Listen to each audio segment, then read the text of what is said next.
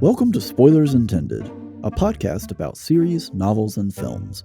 For this episode, the villain has an all-encompassing plan, whose goal is perhaps to fan the fires of destruction started back where it all began. That's right, we're talking the Batman.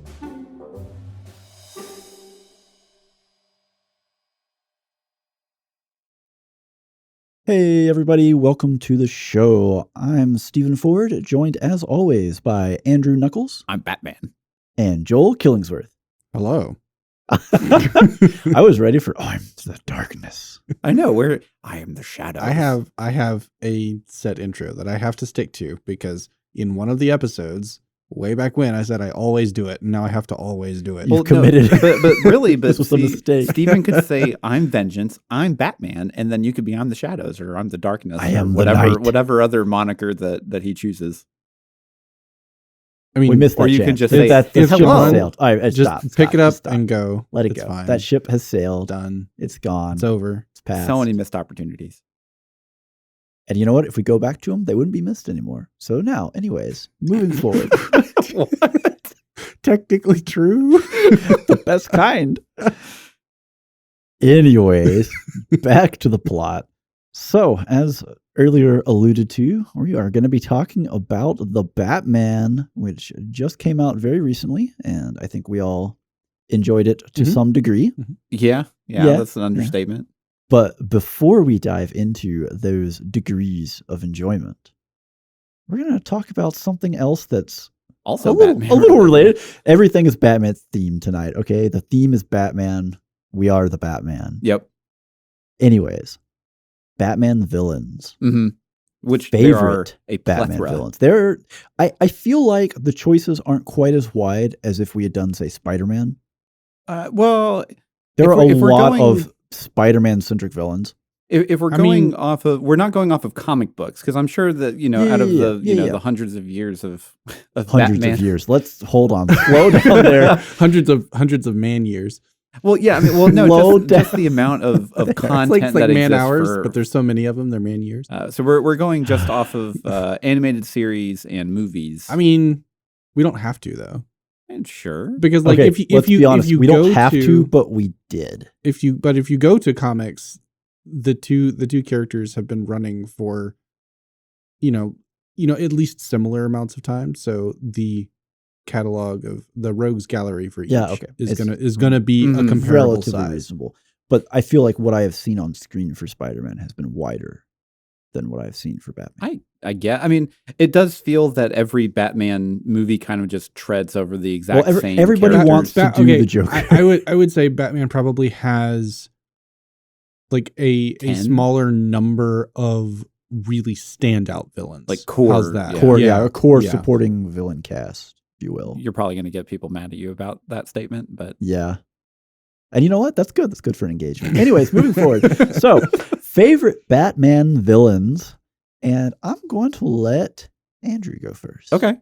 So I picked Mr. Freeze, not Dr. Freeze, because you started saying Spider-Man. I thought of like Doc Ock, Strange. and Yeah. but yeah, so Mr. Freeze is kind of my he is basically he's just a really tragic villain because he really only turned bad because he wanted to save his wife. Mm-hmm. And he has, at least from the animated series, and it's been a long time since I've seen it. But he has his little like freeze gun and whatnot that, and I think is it all of the versions where he can't actually, like, he has to have his own atmosphere inside of his little tank? Yes, that is his. Well, his weakness. he has to be cold. Yeah. Yeah. And I just remember every time like watching his specific episodes, especially in Batman the Animated Series, which was from 92 to 95. Yeah, and then the follow-up film that was done by the same company with that was titled Sub-Zero. Yep. Yes. Where it was really cool because he starts out in the Arctic and like he's swimming with the polar bears and stuff, and he's just in like, it's like he's in Hawaii or something, he's just in his swim trunks and got a fishing spear and going out hunting, Yeah, but he's always just been a really interesting villain to me. Especially like then you go to like I guess Batman and Robin, the 1998 film with George Clooney and Arnold Schwarzenegger, where he's just ice puns for days, where every single line I'm pretty sure is an ice pun for him. For ages. It's ice ages. But then you're welcome. Then you have him in Young Justice. He's kind of like one of like the sub main villains. I think he shows up a couple times in the series for Young Justice. Yeah. And he's still equally as imposing, I guess. But you never really feel like he's like a truly like evil guy. Well, he's not from the set of Batman villains that are deranged, right? Correct. Like he is. There's a big set there. Yeah. He was a scientist, clinically focused on goals and not as chaotic, wanton destruction. Yeah. And that's like every time, like he always has like a plot, a sinister plot. It's not something like specifically like I want to watch the world burn, like the Joker. And there's always like some concise manner. Maybe I think that's why I kind of like him. Yeah. Honorable mention is Clayface. For just a total flip of the coin there. Yeah.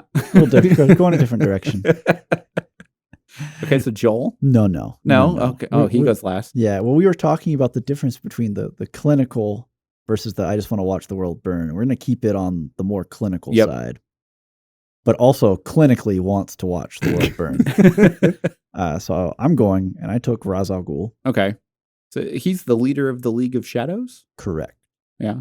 I like his, so I tend to gravitate towards the type of villain who's more of the mastermind. Like a megalomaniac?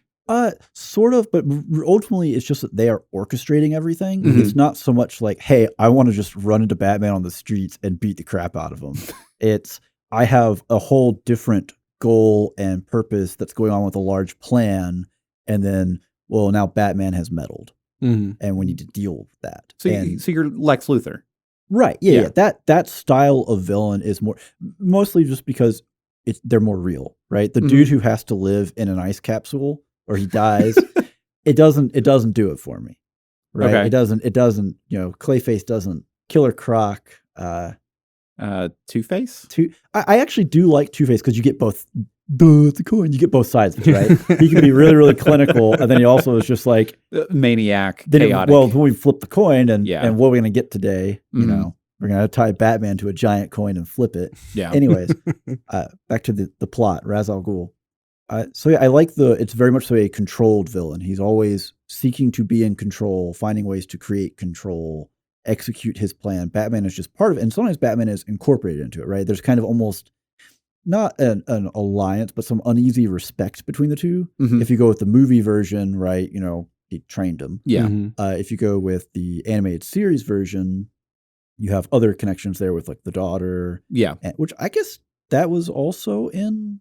No, that was Bane. I can't remember. The daughter was there too. Yeah, the Nolan. Yeah, she was there. Yeah. Okay.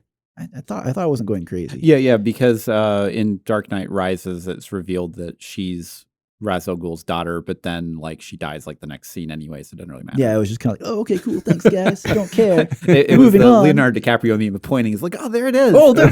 My Easter. Oh, she dead.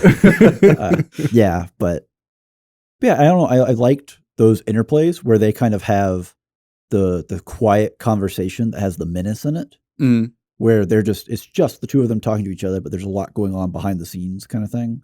So he's definitely that type of villain. Yeah. So yeah, I can see that. All right. So we've discussed clinical. We've discussed cool, tragic, calm, collected, tragic villain. Now on to Joel. You're right. So the villain that I'm going to put forward is none other than Mark Hamill himself. The true villain. Real villain. No, it's obviously the Joker. I'm going to go with the classic arch nemesis for Batman in the Joker. And for me, wearing my rose-colored glasses, no one is ever going to do it as well as Mark Hamill in the animated series. It was just such a... Oh, he did more than just the animated No, series. absolutely. Like he did all the voice work for that role for a large number of years. And other roles within DC animation. And so, but it's not just that he's the arch nemesis. He's the most popular by number of times Batman runs into him sort of things. Yeah. But it's also the fact that Joker, in the entire rogues gallery that Batman has, Joker is the one who, depending on the depiction of Batman you're going with, has the deepest connection to Batman himself, because Joker is the one that sees that Bruce Wayne is the false identity and Batman is the real man. Yeah. Right? Okay. Yeah. And that is something that might show up after the spoiler wall if you're interested in saying that this topic is kind of a through line. But the fact that you have that sort of more personal connection between the villain and the hero makes the hero more interesting. Right. Well, and it makes their interactions way more interesting. Yeah. When instead of just being evil guy and good guy fight and, you know, good guy more than likely wins, it's now two personal connections that, you know, clearly they're good and evil, but they are, they're much more interconnected to where there's a lot more at stake than just whatever the current plot is. Right, because basically when you boil it down, the best interactions between Batman and Joker are always about Joker trying to prove a point to Batman. And the stakes in that case are, what is this going to do to Batman's viewpoint? Yeah. When it gets done, how much damage is this going to do to his psyche? Because again, depending on how he is depicted, Batman is not okay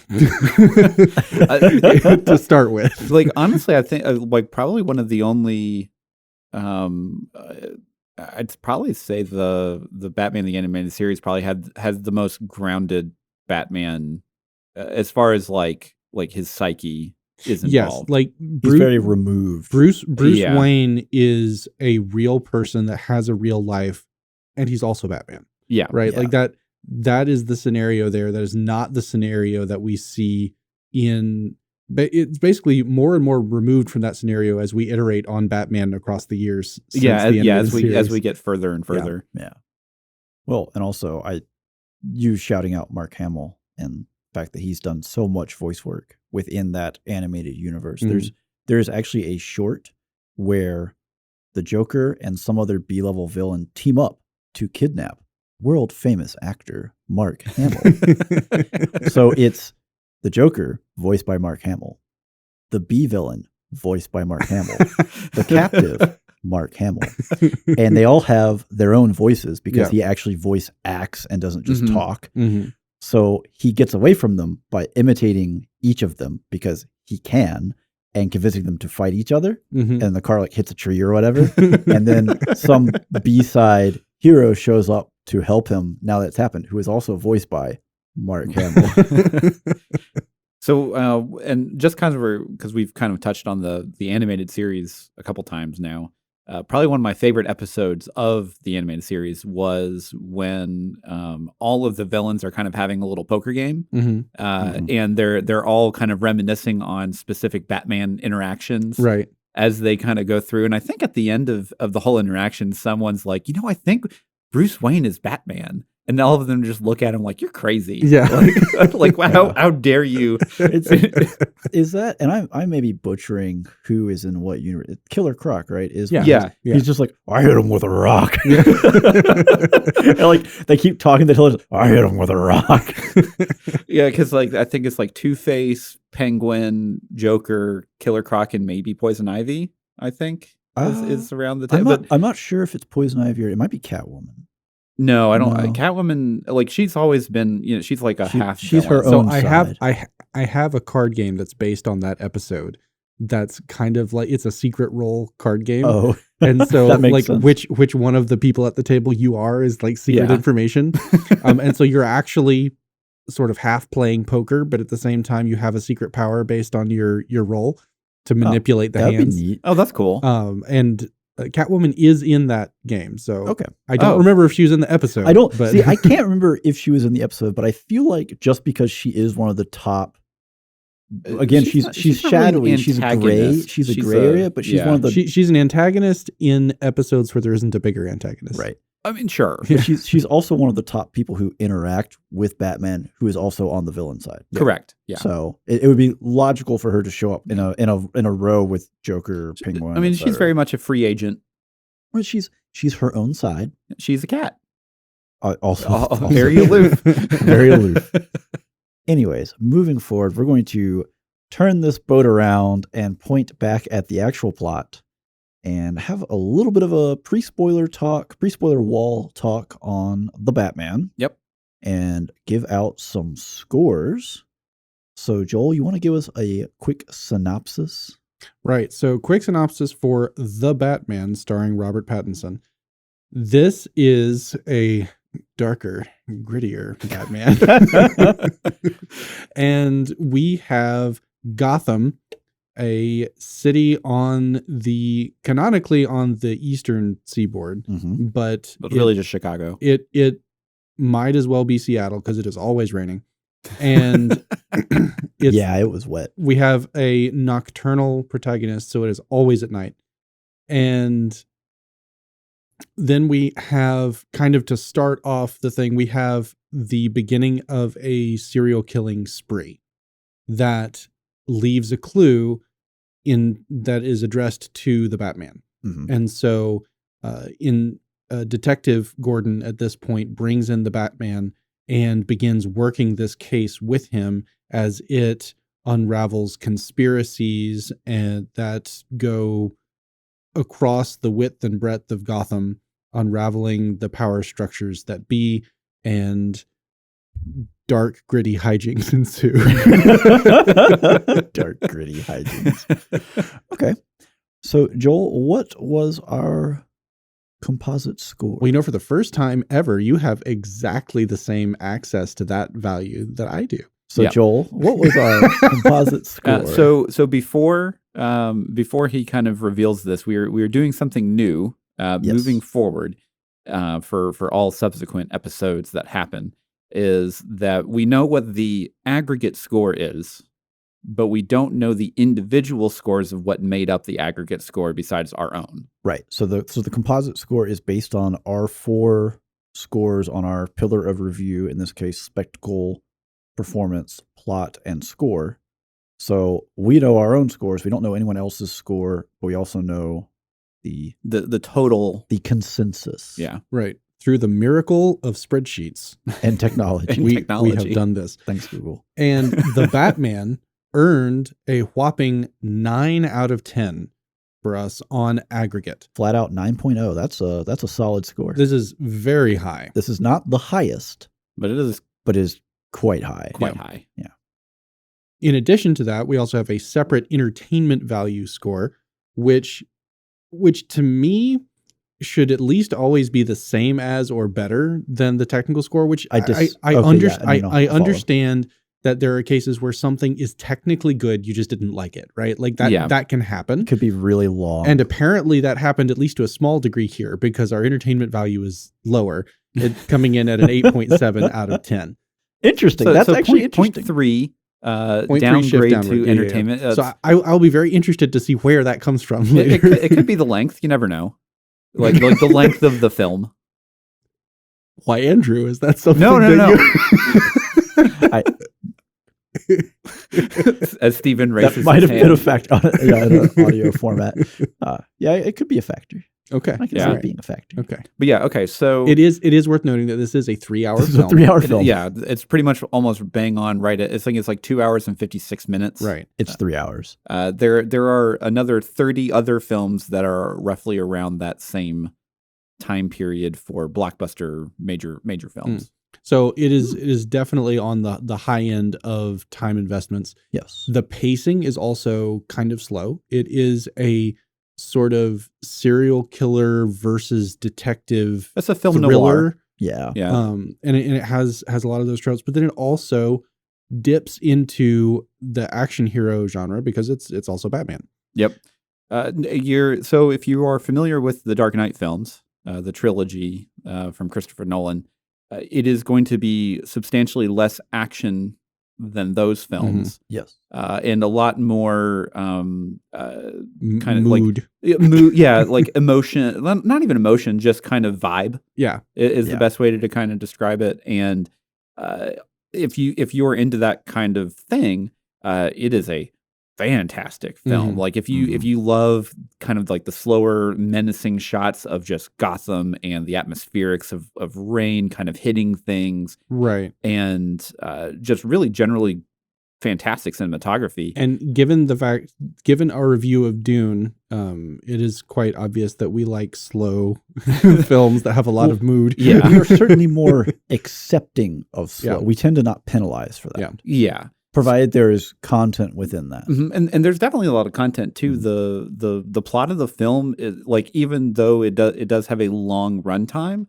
it doesn't ever feel like there's a wasted scene. No, it doesn't. And the tension is kept high throughout. Yeah. There is not a point where you really get much of a chance to rest, because there's always, in every scene, there's something at stake. And it may not be violent stakes, but there's always something. Right. Something, yeah. And especially for the two main actors, Paul Dano as the Riddler and Robert Pattinson as Batman, or Bruce Wayne, whoever. Batman.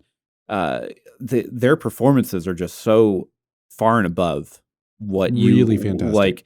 I mean, they're both great actors already, but I honestly feel that, like, for probably both of these, it was like almost like a career-defining kind of role. Every movie Pattinson is in, I like him more. Yeah, like he has come a long ways from Twilight and Harry Potter. Well, he's really barely. Well, in he's still. Harry Potter. He's in still one moody, film. But yeah, what? He's still moody. moody. He's got the but emo. we're not Sparkle we have Vampire. completely anymore. lost all the sparkle. I don't know. This might as well be Seattle. That's what I said.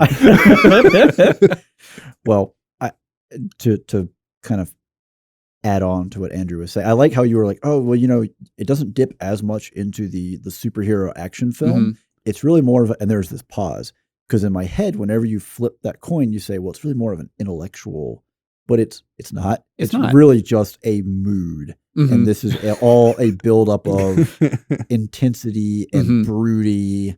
Well, and when and it's definitely one of those, whenever the action scenes happen, there's kind of like this big release that you get, because you've had, probably 20 or 30 minutes of full tension. Well, yeah, it's the anticipation, and then the action comes, and you're like, oh, okay, so now we have a resolution. Yeah. Yeah. Because there's a couple like mini arcs through the film, because it's plenty of time for lots of time, and each time you get to each of those little small resolutions, the payoff is just so good. Yeah, just. This is also, if you are a fan of the Arkham series of Batman video games, the combat really feels like that. Like when Batman goes in and is just brutalizing fools, it feels like you're watching that game being played. And so from a fan of those games, that was pretty satisfying to see on screen. Well, and it's nice to see very fast-paced action, because we spend all this time. There are some really slow shots where we really dwell on people walking slowly, music building, blah, blah, blah. And then when the action hits, there's no slow-mo, there's no gratuitous, we pause on the one punch or anything. The action happens as it would essentially in real life. It is very quick, very fast. And because Gotham is its own character, it's so dark, so moody, so rainy. Sometimes even the action is almost a blur. You don't really get to see what's going on. You just have the impression of violence. Well, and that's not a bad thing either. No. It adds to the mood of the film as you're watching it. This is a particularly brutal iteration of the Batman. He is instilling fear through brutality in his victims, right? I mean, that's a correct. They were trying to victimize someone else, and then he chose to make them the victim. Always a bigger fish. But what they do with the cinematography is you see the windup, you see the execution of the punch, but the actual violence is just off screen, right? Or it's so fast, there's no opportunity. And that's kind of where I talk about the gratuitous punch. You don't get the slow mo, the face bending around, and it happens. and you know violence took place, Yeah. but you don't actually see the spray of like blood everywhere. Yeah. And it whatnot. allows you to present the brutality, because that's an important part of the character that you're trying to portray, without going all the way and showing gratuitous violence in all of its gory glory. or Right. just going straight into being R-rated. Right. Yeah. So the film is rated PG-13, and they push that right to the edge. Mhm. I think you were surprised I almost when thought we it were was. looking I thought up. it was rated R. Yeah. And like, so then we kind of commented, well, if that was rated R, that was actually kind of tame. Mhm. And then we looked it up. It's like, oh, that's PG-13. So they're right on the edge Yeah. of like what they could do. And kind of going back to some of the action sequences where you kind of get the hint of violence.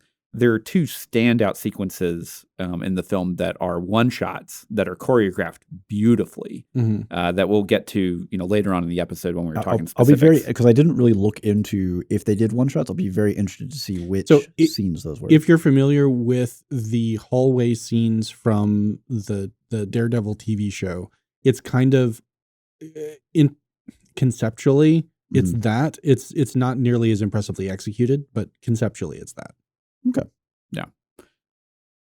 Well, before we go any further, I promised y'all a little mini rant before we get into intermission and spoilers, and now I'm going to fulfill my promises. A mini rant. Okay. And this isn't really for the listeners, because everyone who listens to this, pat yourself on the back. You are a considerate, intellectual being who would never do this. And I have no idea appreciate you that's for that. going. So, obviously, for this podcast, we've been going to movies, back to the theater. Pandemic has kind of calmed down. People are back in the theaters. And I don't know what happened, but people, sit your butt down in your seat and stay there. Dune, The Batman, even Uncharted, which, of all the movies that I felt like, am I about to get into a fight in a theater because people won't put their phones up? Why would I have to do that over Uncharted? You don't have to be here. But I just cannot believe how much up and down there. I get it. It's a 3-hour movie. Go to the bathroom first. Get your popcorn first. Do not bring your 3-year-old to The Batman. We had a 3-year-old 6 seats over from us. And it's fine. The 3-year-old doesn't really know what's going on, but I guarantee you in that child's fibers, they feel that tension and they have no concept of why, and they're scared because she cried a lot. Aw. And I felt bad for the kid, and I was also not pleased because you're trying to enjoy the 3-hour film. Sit your butt down. Don't bring your kids. Get your food before the movie starts. Put up your phone. Thank you very much.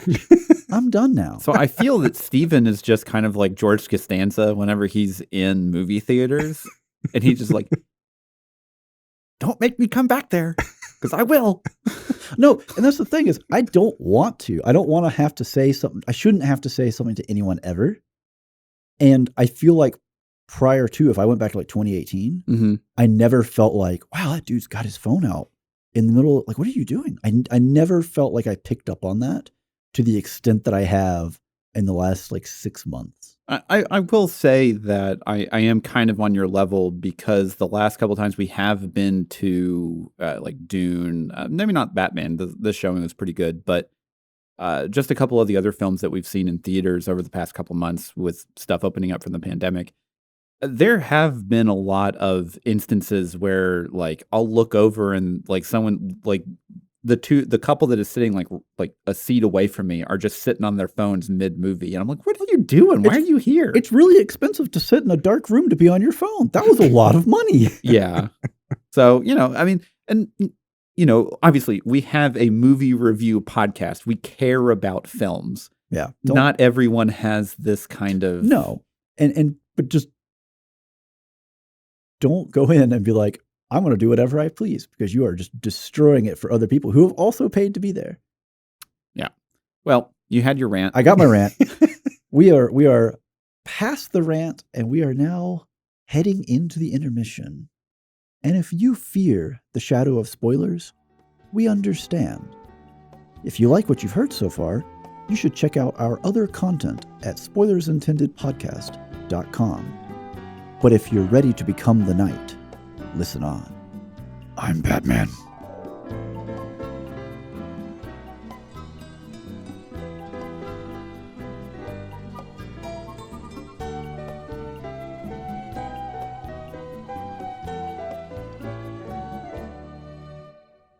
All right, everybody, welcome back. Hope you enjoyed that intermission, because from here on out, it's all dark, all gritty, all vengeance, all the time. All spoilers. All spoilers. That's right. So we're going to kick this off. And remember, according to our new format, we do not know what each of us scored these individual categories. So you are going to learn about it at the same time that I do. I'm going to learn how bad an opinion Andrew has. Well, but see, that's the thing. We gave this a 9. We clearly like this film, so there's really not going to be a lot of contradicting there's some aspects that we did not like. Oh no, yeah, absolutely. Or liked less. That we liked less than other things, and we definitely have some differing ideas of entertainment score. But like this, even though this is the first time that we were doing this, unfortunately, this is a film that we all genuinely like. Unfortunately. It's unfortunate. This was there's not going to be a triumph of cinema. Well, there's not going to be a big surprise of like, oh no, he gave it a 10. What? Oh, I mean, particularly because of the way that this spreadsheet is constructed. It's all Steven's fault because we can see the individual scores. We can't see the individual scores, but we can see the total. If you can do some math, you can figure it out. But see, that's the thing. If you just gotta obscure it more. Yeah, if you just obscure that, just make the whole square black. This is a first run. I will solve these issues. I didn't actually expect you to even look at it prior to it. You're like, oh, well, look at the composites. They're messed up. I'm like, well, I'm glad you checked that. Also, why are you in this spreadsheet? It initially had Batman at 11.2 for our aggregate score. That good a movie. Anyways, moving forward. How does it work? Entertainment score got added in somehow. Anyways, so moving into our first actual part of the review, we're going to talk about the spectacle. The spectacle. So this is things that make you go, wow. How does it feel? The mood, the energy. It was a moody film. Impressive about the film. I'm going to let Joel go first. Okay. Take all the good points, Joel. All of the good points. Well, I gave Spectacle a 9 out of 10. Okay. This was a very visually impressive film. I mean, it was obviously... I'm curious at what you knocked it for. It was obviously a monotone in terms of the visual, right? Like it's dark, it's at night, it's probably raining. I think there was maybe like 2 outside daytime scenes that were taken. And they just turned into nighttime scenes. Yeah, they were like at sunset. Like it was about to be night. And they were heavily overcast. Like there was literally no direct sunlight until the end of the film. Until the end of the film, and even that was dawn or sunset. We're not really sure. Well, it had to be dawn because like clearly like on the top of the atrium the thing, Superdome. That was dawn. And then when he's saying goodbye to Catwoman, that's like dusk. We have to assume that's dusk, yeah. And so, the mood of the film is established early on through the use of the voiceover, which we'll I'm sure talk about a lot coming up. My initial impression of the voiceover is like, voiceovers are a choice, and then it gets to where he's writing down the content of the voiceover in the journal. I was like, I actually really like that. It's film. Is that part of Spectacle? No, yeah. Okay. I mean, that's film noir to a T. Like, come on. Like that's just Detective 101. Right. Like, you got to write it down and it was a dark and stormy night. Yeah. And I found the shell casings in a discarded hat. Anyway, it's if you want me to go ahead and poke holes at it, because you're curious as to why I didn't give it a 10, I'm assuming. Yes. I thought that the introduction of the Batmobile was way overdone. I thought so too.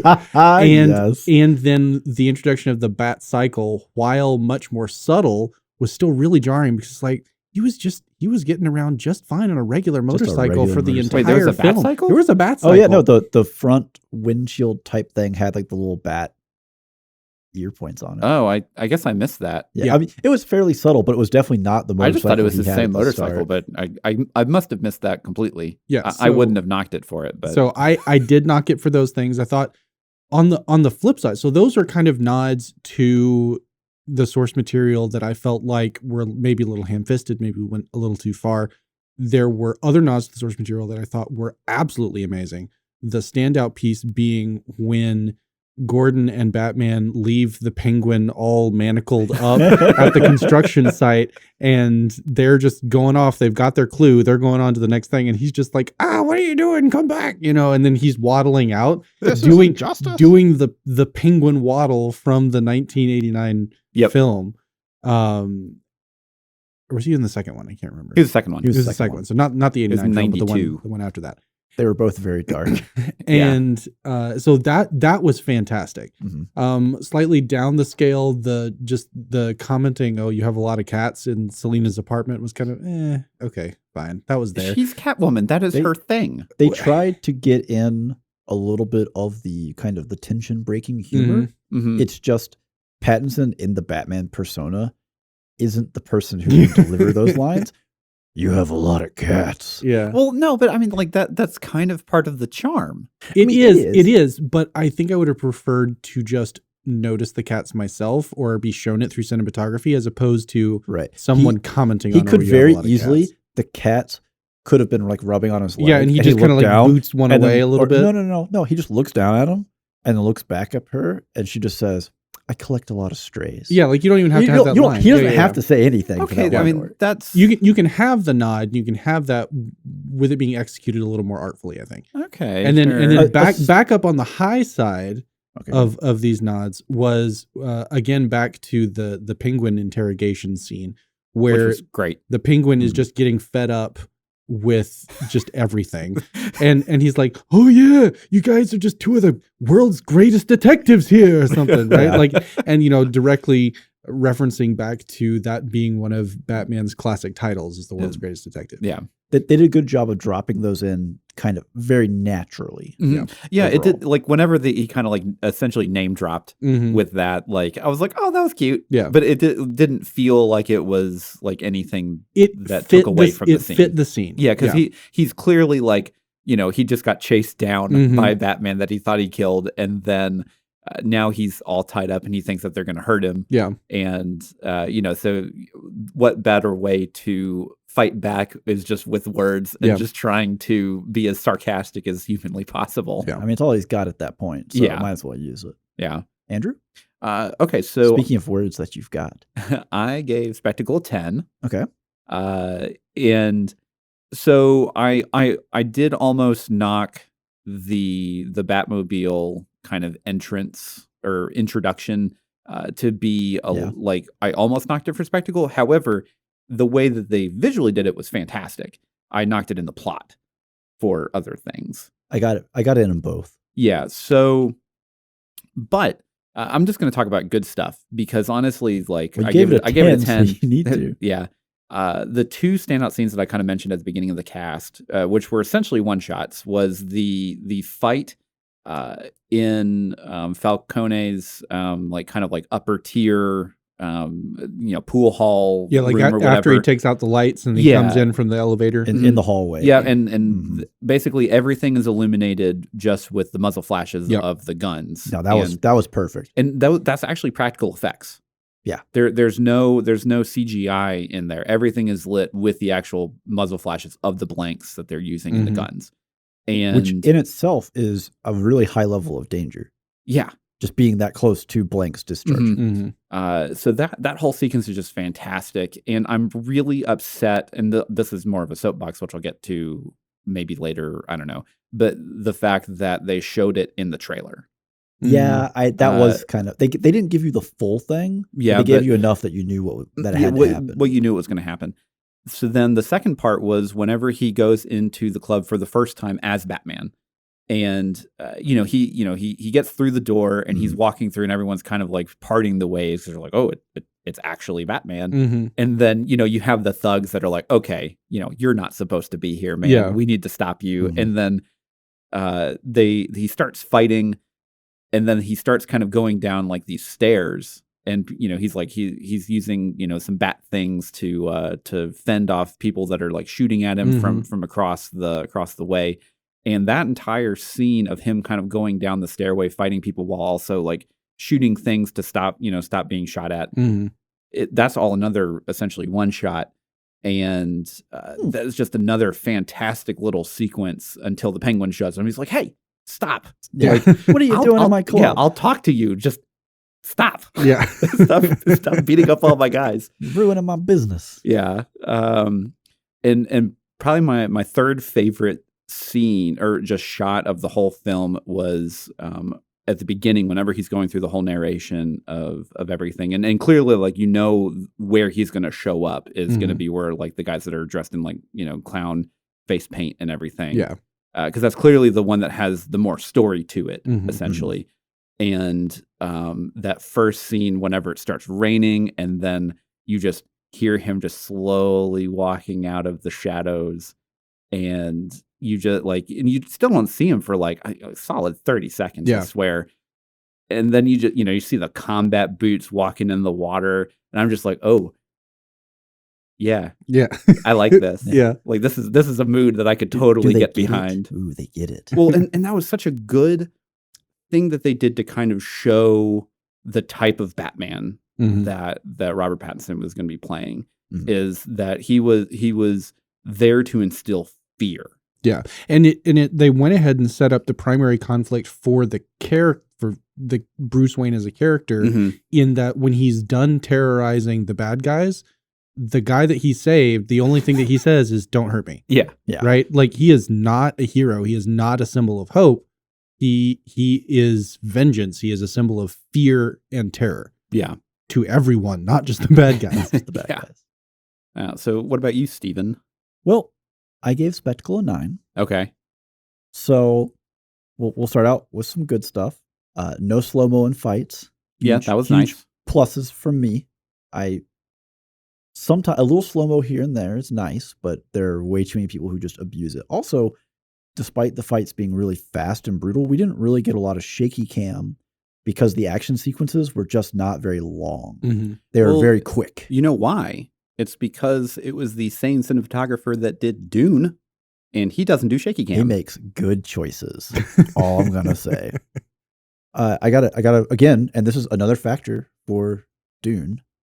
This is Greg Fraser, just Okay. by the way. Thank you. But this is another thing playing off it. Same thing that I said in that review.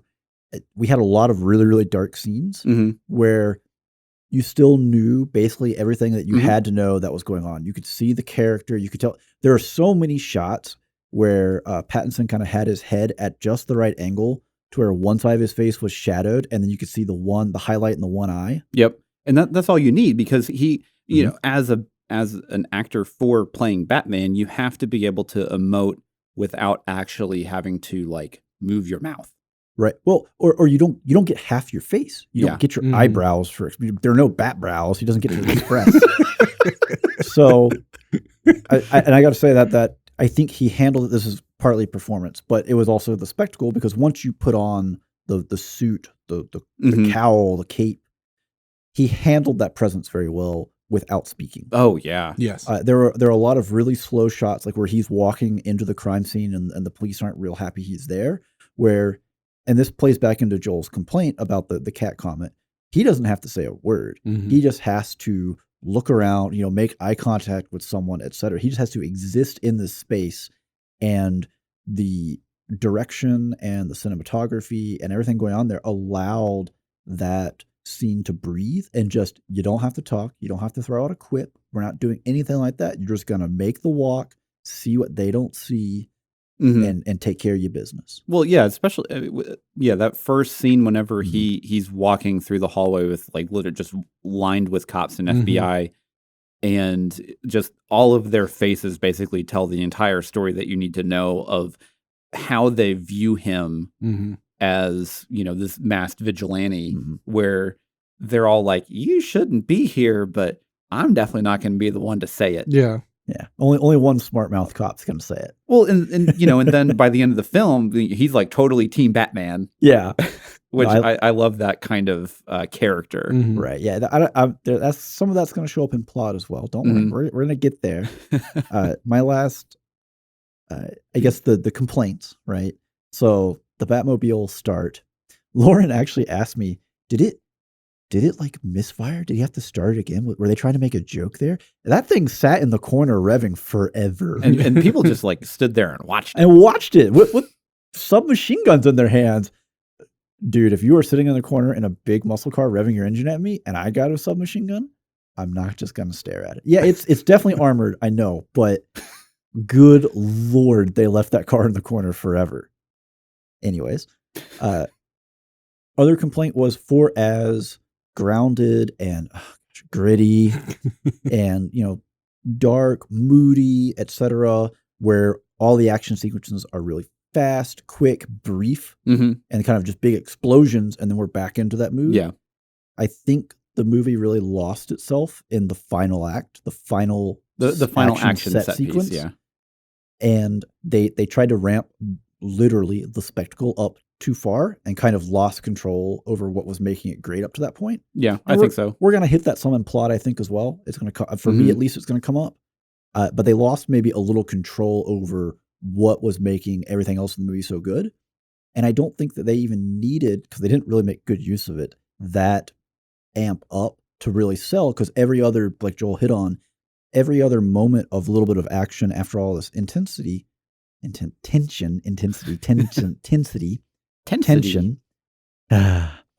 after all this tension was its own point of relief, right? It was its own emotional break point. So I think they could have done that a little better. Yeah, and this is getting into plot, but I think at that point you have now kind of, because you had this really good emotional set piece of them basically him and Selena infiltrating Falcone's lair and then capturing him, and then you have the final release of like, we caught the Riddler. Yeah, and now you know like. At this point, because it's still a long movie, but you don't really know how long it's been. I was like, is that it? And if you're already thinking, it's like, oh, is that it? And then they're just going to kind of like have one little conversation with the Riddler, and that's going to be the end of the film.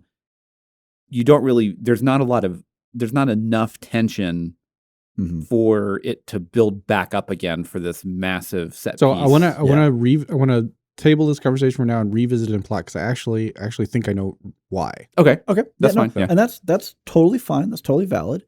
We are going to move on to not the plot. We're going to talk about performance. So we are looking at the casting choices, how well the actors did. Did they rise above the material they were given? Did they meet expectations? Did they fall below it? So I've been talking for a little bit, despite some interruptions. Joel started. Y'all are both just all over me. It's what happens when you go last. Everybody else has already thought of something new to say. Yep. So you know what? I'm going to hand it over to Andrew. Yep. I knew you were going to say Andrew because you were looking at me. Yep. And this is an audio format, so that's lost on people. But I just, illuminated the situation for them. So yeah, well, Andrew, your score. Okay, so performance. This is, basically just how well they did. And how well did they do? I gave them a 10. Yeah, that's what because I'm not going to lie. I feel that this is maybe a career-defining performance for Robert Pattinson and Paul Dano. Like they did. Is that how you pronounce Dano, not Dano? I don't actually know. I don't know. I think it's I'm Dano. Asking. Okay. I'm going to accept you as the authority on this subject. Oh no! But like they exceeded all expectations from what you kind of went in. And I've never been a Robert Pattinson hater. Every film that I've seen him in, as he has gotten older and I have gotten older, and the films that he has made basically after Twilight and Harry Potter. He is a fantastic actor. He's fine in Harry Potter. No, yeah. He's just only there for a blink of the eye. No, yeah. No, what I'm saying is like when he's really young, like till now, and he like every time someone gets cast as Batman, there's always, big hubbub of like, oh, he's not the right choice. It's the same thing with James Bond actors. It is. Where like I mean, like when Michael Keaton was announced to be Batman, like he was just a comedy actor. And people were up in arms about that, and a lot of people consider him the backbone of modern Batman. Which is really funny because when you go back to Adam West Batman, casting a comedy actor as Batman would sound like almost the perfect choice because you just need that element of hilarity based on what Adam West was doing in the series. Yeah, well, and at the time in the late 80s, everything had to be realistic. Well, we were dark and gritty, yeah, as we have been since 2005 and also in 2022, et cetera. But it's that kind of stuff where every time there's a casting choice for a big iconic character, there's always going to be a lot of people that are naysayers just because they can't see him as anything else, or like Robert Pattinson as a sparkly vampire. Oh, right. Sure. I mean, it's the same sort of bias that leads to actors getting typecast because you're just if you're not willing to give someone a chance and break out into something that they've never done before, then you're not going to see them do that. Yeah. So like with Robert, he took the kind of broody and emotional Batman of basically kind of fighting with himself. Well, emotionally repressed. Emotionally repressed from the sense of he's clearly the Batman and Bruce Wayne is his alter ego here. Yeah. I mean, we barely even see Bruce Wayne in the movie. So they drive that home pretty hard. Yeah. Mm-hmm. And he plays this very I'm not going to say calm because he's not calm, but a very collected, focused anger with him, especially in the scenes where he is detecting and investigating things to try and to try and figure out the clues that the Riddler is leaving behind. Mm-hmm. And you can because he's very concise of his choices, but at the same time, like you can definitely tell there's a lot behind that. So I 100% agree with everything you're saying, but what's running through my mind as you're describing this is Elmer Fudd in a bat suit going around saying, "Be very quiet. I'm detecting." Well, just ruined Batman for me. Thanks, guys. But yeah, I mean, and the rest of the supporting cast did an amazing job as well. Like Colin Farrell as Penguin was not something I don't believe that was Colin Farrell. It was such an incredible transformation. Yeah, no, we had a moment when the credits went by. I was like, wait, Colin Farrell? Where was Colin Farrell in this movie? The Penguin? Yeah. What? I really liked. I don't think there's ever really been a bad casting for Alfred. I think every Alfred that they've ever had in any of the Batman films has always been a good choice. I have opinion. Yeah? Yeah. What are those opinions? I don't know. Do you want to hear the score? I mean, sure. All right. Well, I'm going to jump in. I'm going to take the reins on that note. I gave performance a 10. Wow. I know, right? Amazing. So like you were talking about the controversy whenever a new Batman is cast, right? When Batfleck was a thing, there were a lot of upset people because I actually liked him as Batman. Well, the thing is, just from just the mental image of him, he's going to make a phenomenal Bruce Wayne. Yeah. Mm-hmm. And he at least has the stature to be Batman, right? He's got he's got the size. Broad shoulders. Yeah, he's big dude, got the jaw. So I actually, when they announced Pattinson, was a little upset that Affleck didn't get a chance to be in a not crap movie as Batman. There's no way he could have handled this film. I don't think so. I mean, and Ben Affleck is a fantastic actor. I just don't think he had the I don't know, the controlled rage. It's not. I don't know even, if he could be quiet that It's long. not even that Pattinson demonstrated a range because there wasn't really a range there. No. Yeah, but it's more like some singers can hit the bass note and others can't, and this was a bass note kind of emoting. Yeah. Right. Yeah.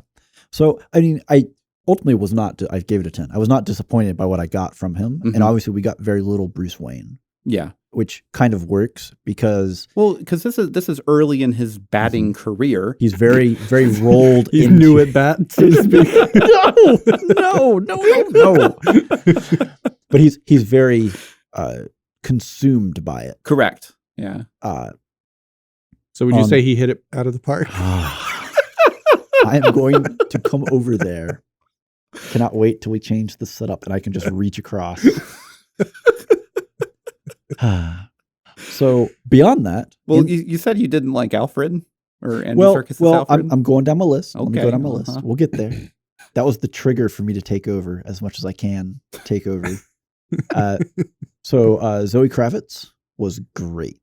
Oh, she's fantastic. I was honestly, I had no clue who they had as Catwoman because you get a little bit of her in the trailer, but you don't actually see her with the mask off, I don't think. And even then, I wouldn't have known who this was. Well, if there's any time there's one where she doesn't have the mask on, she has a wig on. Right. Yeah. I didn't know. And I honestly, if you're like, oh yeah, Zoe Kravitz, that's who? So she is one of the main characters in the HBO series Big Little Lies. So that's why I don't know who. Which also has Nicole Kidman, Reese Witherspoon, Shailene Woodley, and someone else. But it is a fantastic drama. Okay, cool. Like totally recommended.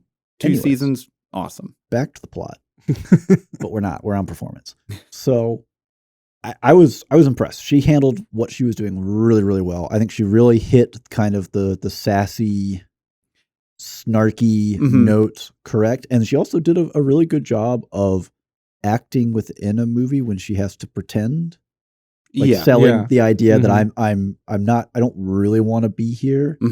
In particular, the part of the scene where he's got her with the wiretap basically, right? And he's using her to see into the club within the club. And she gets to the point where her goals no longer align with his, and she just goes her own direction. And that the whole sequence there where she is following his direction, doing things that make her uncomfortable, you can feel that discomfort. And then when it switches and it becomes her mission, her whole demeanor changes. She's suddenly way more involved and into what's happening. It was a really good job. I also want to highlight, you already hit Colin Farrell and Paul Dano. Dano was phenomenal. Again, another person who if you just said, oh yeah, they're in it, I wouldn't necessarily be like, oh yeah, that's going to be great. Now, if you say, oh, they're in it, I'd be like, ooh, I think I want to watch that. If you want a good Paul Dano film, There Will Be Blood. Okay, yeah, I've seen. I know. I know but there was not the same. That's a Daniel Day-Lewis film, right? Yeah, that's the Daniel Day-Lewis film at its core. Yeah, especially towards the end of the movie, this was a Paul Dano film for where he just gets to just full monologue. Oh man, the scene in Arkham Asylum where he just gets to just talk at Batman. Oh man. Like chilling, like truly terrifying. It was really fantastic. It really had the same sort of tension about it as any time in The Dark Knight when the Joker invades someone's personal space. Oh yeah. So you know that at the blink of an eye he could just lash out with violence. But you don't know when it's going to come because he just keeps not doing it. And you're like, oh no, it's coming. But for this one, he was behind glass. But it wasn't violence you were afraid of. It was, what have you already done that we don't know about yet? So one more good mark. Jumping off that before we hit. Gave it a 10. One more good mark. One more. Someone see, but the thing is, this didn't detract from it. I just don't know that it added to it. No, but we're not there yet. Yep. Jeffrey Wright as Lieutenant Detective Gordon was great. I really liked him playing that character. I think he handled I'm an experienced cop, but I'm, one of the few good guys working within a corrupt system, et cetera. He handled that really well. And I think he and Pattinson played off each other. Pattinson. I know I've been messing that up. I-N. Yeah, I got it now. So he and Pattinson. So he is the general's son. Did a golly. Except it's an I-N and not an O-N. Yeah. So I mean, it's close. Anyways, you can't bat 1,000. I'm so glad that I brought that in. Batting 300 is considered pretty good. Anyways, the two of them played off each other really well, especially with him being able to work with. He's essentially bouncing stuff off of a stone wall that is the Batman. Well, I mean, there was some legitimate back and forth because Batman out of nowhere will be like, "This is the answer." Yeah. Yep. And then he's like, "That's the answer," and then they kind of he kind of mulls through it for a second. He's like, Oh, okay. So if that means blah, blah, blah. Mhm. And Jeffrey Wright has a very kind of like a deep, bassy voice, and it helps with that kind of tone for like Yeah. the film noir Yeah. kind of not buddy cop, because it's not really that, but The jaded detective. exactly. Yeah. And if you look at Gary Oldman, who is also a fantastic Yes. Gordon, Yeah. I don't think he would have worked in this kind of role because Gary Oldman is such a good emotive actor, Mhm. where he fits the relatively comic book style of the Dark Knight films. Yeah. Yes.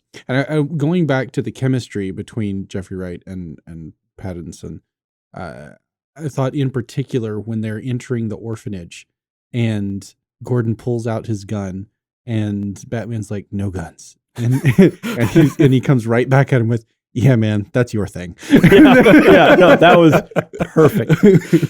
The final, the knock, Circus as Alfred was okay. It was a different kind of so of all the things I didn't expect to have such a visceral reaction to, we changed who the Batman is. How are you going to feel about that? And it's like, Alfred being someone totally different actually kind of bothers me a little. And it's not that they recast it. It's that I think it feels like there's not enough distance in age between whether it's perceived age or actual age between Andy and Pattinson. Oh, okay, For him to really promote the father figure. I can understand that. Well, there's also in this iteration, like in all of the, I'm not going to say all, in the majority of the recent film presentations of Alfred, he fits the more into the mentor figure for Bruce. Whereas in this one, it was very, not without grounding. There's grounding in the comics for this, but it fits the more Alfred wants to help, but Bruce just doesn't listen to him. Right. Well, and it was Alfred was almost kind of like an older brother here, where you are still kind of a mentor, where he's going to come up with some of his own ideas and he's going to present them. And then, Batman's just going to be like, well, I already figured it out. Or, well, you didn't take the extra step. And we have some of that. They didn't build enough of a connection that the later the scene tragedy and payoff just wasn't there as much. Okay. Because you just didn't quite have enough options. You had some little bits like with the cufflinks and these kinds of things that were good. And I don't think it's not so much a fault of Andy Serkis as an actor, because he's a pretty good actor. I think it's just ultimately maybe not quite as good a casting as there could have been. Yeah, that's fair. So that's why it's still a 10, because it's not like it's his fault. He took the role. I mean, get paid and do what you can with it. You just may not ultimately be the right person for it. Yeah. I mean, it's also hard to get away from Michael Caine as Alfred. It is. Because I felt that he was probably the perfect casting. Well, and in basically all iterations that I can recall offhand, Alfred is always hyper posh, like aggressively high class London, and Andy Serkis is not. Well, if you go back to the Gotham TV series, which is I'm not. It's going a back little. there, It's okay. It's more recent than the Christopher Nolan films. Right. It was definitely more of the Andy Serkis kind of rough and tumble. And I mean, used to be special forces. Yeah. Right. Yeah. Well, I mean, that's totally fair. The thing is, like, if you go back to say, animated series, right? Alfred is very much so the he's posh, just a butler. precise. But I mean, if you go all the way back to Adam West, Alfred was posh, precise, the butler, but he's also winning archery contests with the Joker kind of thing. He still had all the skills, but it was all under the veneer of the proper and precise, which is ultimately what I really look for, I guess, out of it. And that's just not quite what he was able to bring. Anyways, I'm talking. Well, we still haven't heard Joel. Yeah. Well, I am going to buck the trend and also give performance a 10. Oh my. Oh my. I would love you to defend that. Defend it. Well, I have nothing bad to say. I thought that all of the casting was amazing. I thought that all of the performances were stellar. I thought that in particular, it was so impressive to be able to, in Robert Pattinson's case, to be able to emote through not only the physical mask that he was wearing, but also the mask that the character was wearing over their soul, if that makes sense, right? Because he is a thoroughly emotionally repressed, rage-driven, depressed individual, right, who has no emotional range. And so when things elicit emotion from him, he treats those emotions as curious strangers. He responds to them uncomfortably. In the scene, in the hospital bed scene, where he's saying, I never, I thought that I had basically stripped myself of the ability to feel what I am feeling now. And I don't want to feel this again. He is talking about, and he is enumerating the fact that he's not okay, right? He is in a very, very bad state of mental health. And as the film progresses, and he has the little touches with the son of the mayor, who he sees as a stand-in for himself. And then near the very end, with the woman who is kind of clutching at his arm because he's this symbol of hope to her in this crisis, and she's afraid of getting on the stretcher to go on the airlift. And which would be pretty terrifying. Yeah, it would be. Honestly. But he has never had anyone look at him that way before. And you could see, even though he is wearing the costume, so he's only got half his face to work with, and the rest of his face is completely covered in mud and dirt and whatnot. and gritty darkness.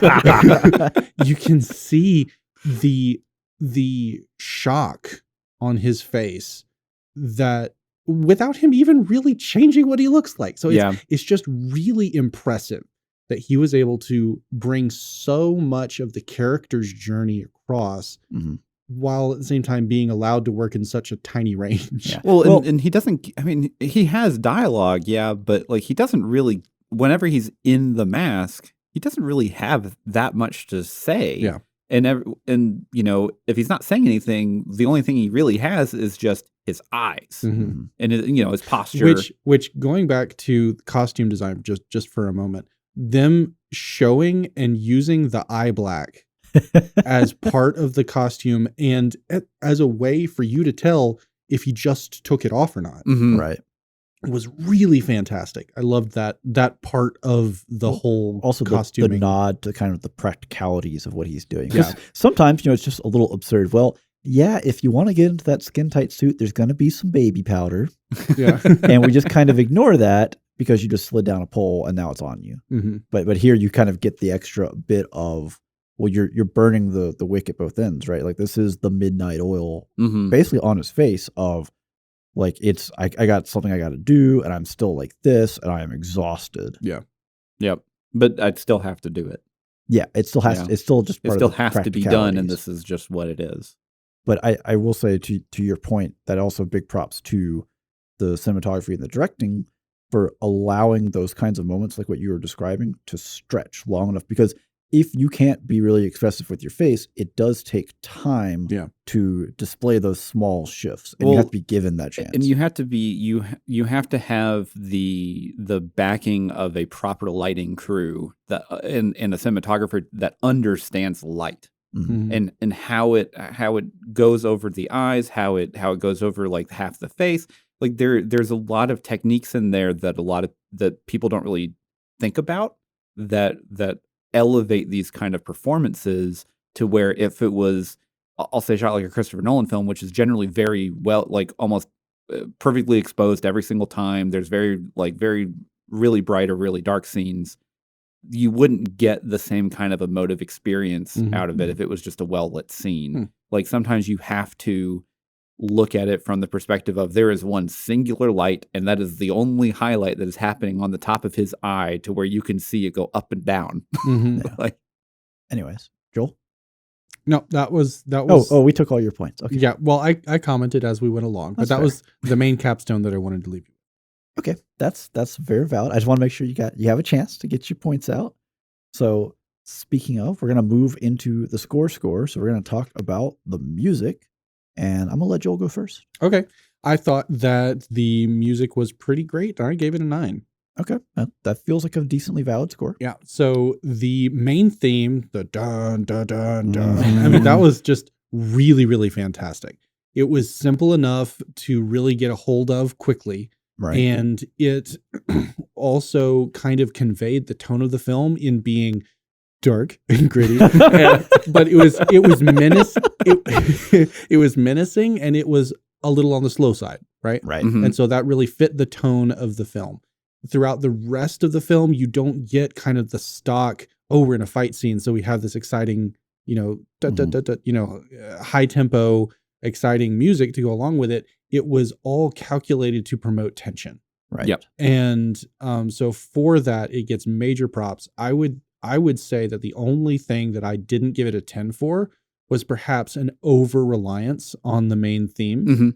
Okay, that's fair. And reusing it a bit too much, whereas you could have branched out and grabbed themes for other characters Mhm. and sort of broadened the repertoire for the film. Okay. Well, Yeah. I'm gonna take this Yeah, go ahead.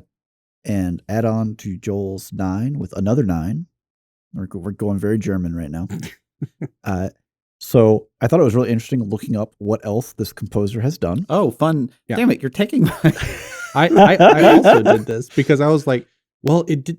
It reminds me of a Hans Zimmer score. I didn't think Hans Zimmer scored this, and I looked up. No. Okay, No. I'm not crazy. So I'm gonna save one for you because I know there's one that you that had to have stood out to you. I'm gonna let you have that.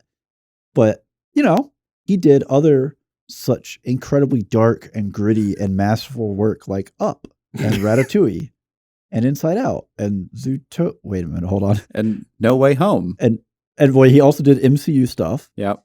He also did the Star Trek reboots. Mm-hmm. He also did Rogue One. Mhm. So that one I can really appreciate. Incredibles, I think, is probably in a lot of ways maybe not the closest, but it's really close to what he's done Mm-hmm.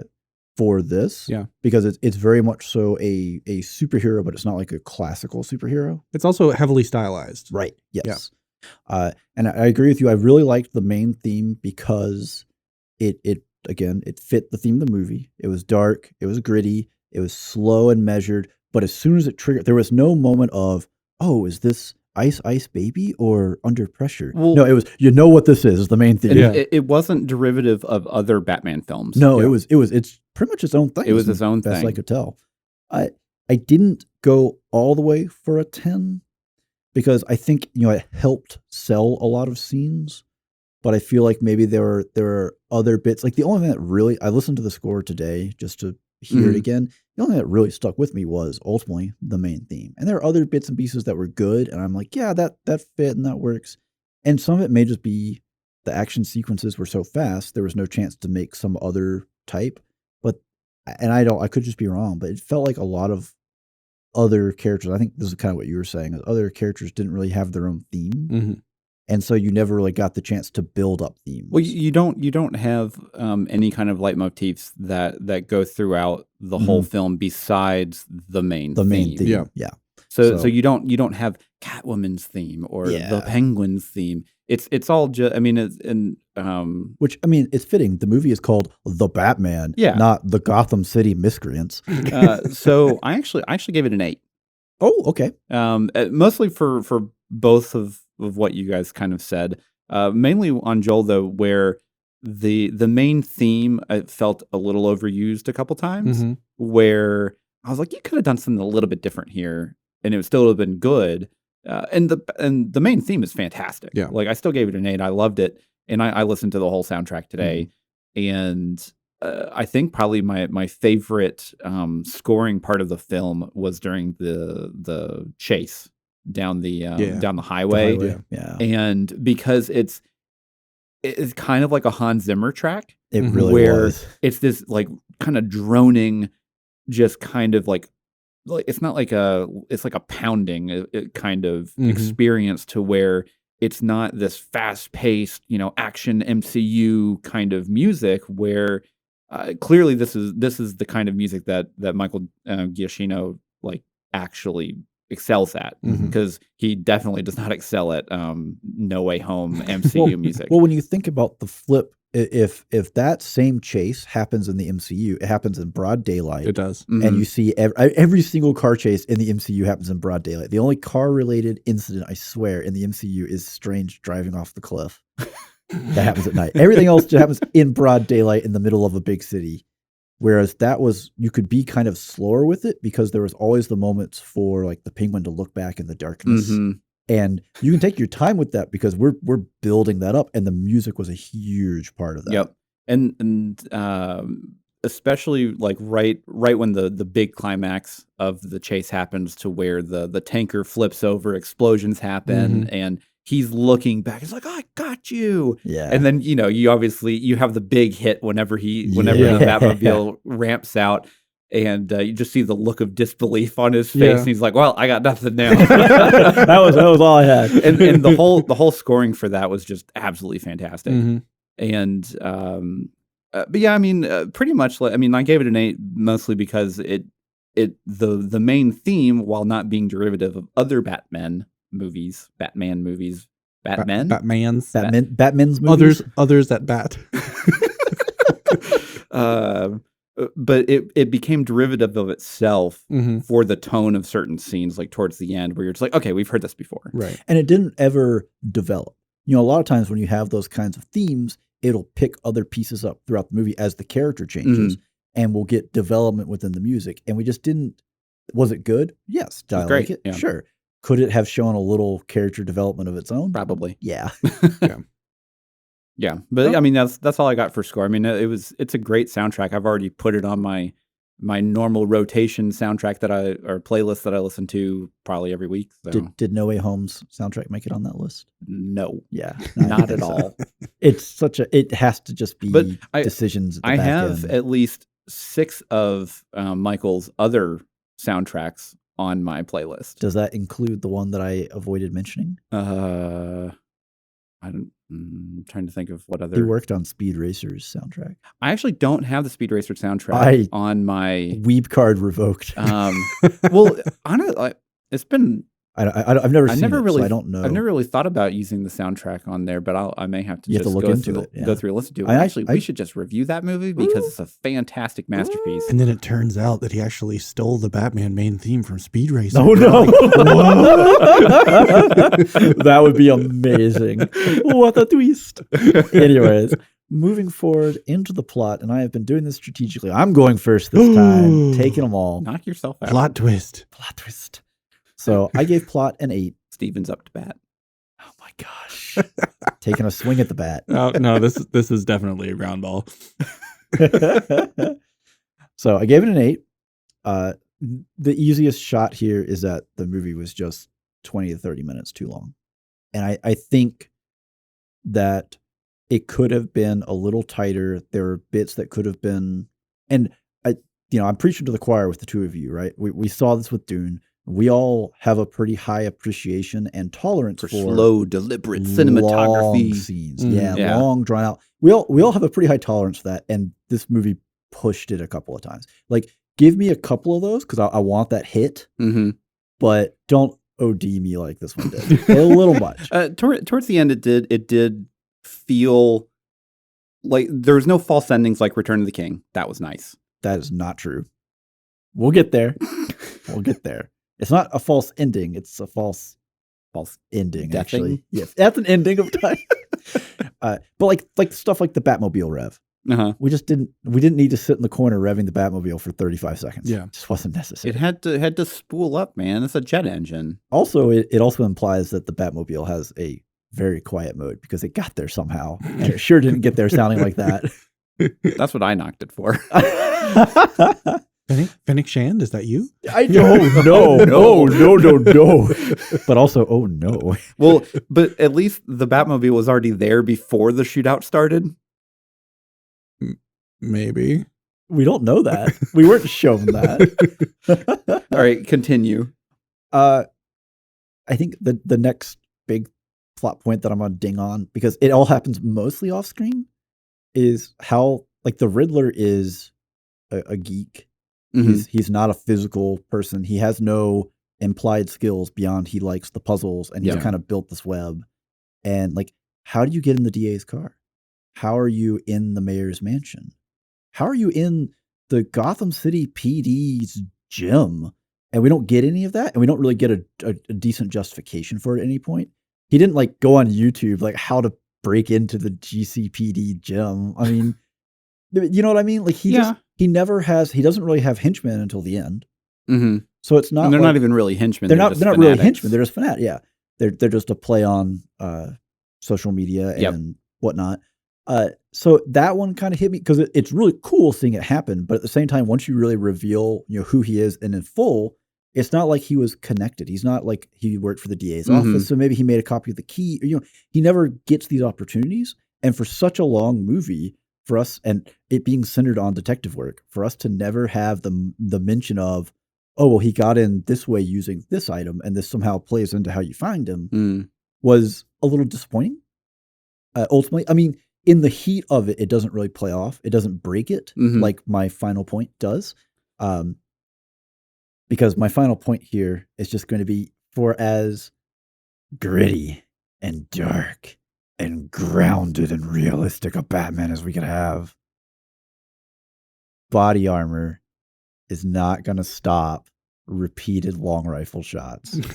or just any kind of sustained fire. Yeah. I just, and even if we can make the unobtainium argument of he's the wealthiest person in the world, he can have whatever material he wants on his body, the impact still travels into him. Right. So at that point, it's really just a usability versus defense trade-off. It's not like ignore cost. Yeah. Right. So you have to, in order to build up enough defense to say, yeah, I'm just bulletproof at this point, right? The suit is so heavy, you can no longer fight in it. Yeah, you're 800 pounds. Well, okay, so like we're just going to ignore the fact that kinetic energy from a bullet that it transfers will transfer to your body. We're just going to say that there's some kind of substructure to his thing that absorbs the impact, right? The generally finest speaking. Ballistic webbing, whatever. Yeah, whatever. It's not even that. It's the fact that and this is more of just a Batman in general problem for the entire franchise, is the fact that the bottom of his face that is always exposed through never gets damaged. A point blank explosion. Like the only time his jawline has anything on it is at the very end. Yeah, like and you would think that, like, especially in the finale where he's up on the rafters and he's being shot at from multiple angles and everything, like you would think at some point one of the guys that has a long rifle that can line up a shot while he's essentially fighting being held down by stuff, they would aim for the head. The only truly vulnerable, and there was definitely a bullet like impact spot on the top of his head in one of the shots. One of the fights, yeah. And so, like, again, ignoring the facts that kinetic energy will just probably like smash your skull in, even if it doesn't actually penetrate you. Like at some point, like there has to be shrapnel or anything to mark or damage the face, the bottom half of the face. Well, and they're just.